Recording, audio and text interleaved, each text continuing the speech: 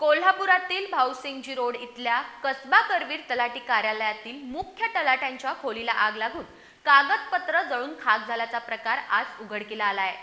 ही आग लागली की लावली गेली याबाबत पोलिसांकडून तपास सुरू झालाय। मात्र इथली महत्त्वाची कागदपत्र जळाली नसल्याचं मुख्य तलाठ्यांकडून सांगण्यात आलंय। कोल्हापुरातील भाऊसिंगजी रोडवरील इमारतीमध्ये कसबा करवीर तलाठी कार्यालय आणि मंडल अधिकारी कार्यालय एकत्रित आहे।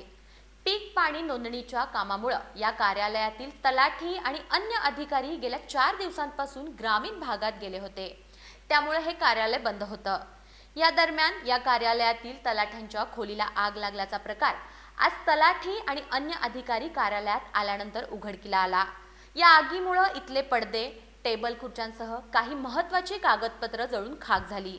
याबाबतची माहिती इथले मुख्य तलाठी किरण अंबुलकर यांनी लक्ष्मीपुरी पोलिसांना कळवली। त्यानंतर पोलिसांसह फॉरेन्सिक टीमनं या ठिकाणी धाव घेत पंचनामा केला। ही आग लागली की कुणी मुद्दाम लावली याबाबत उपस्थितांमध्ये उलटसुलट चर्चा सुरू होती।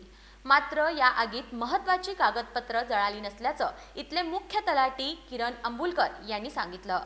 केवळ चौकशी कामाच्या 10 ते 12 प्रकरणांची कागदपत्र जळाली असून ती कागदपत्र पुन्हा उपलब्ध होत असल्याचं त्यांनी स्पष्ट केलं।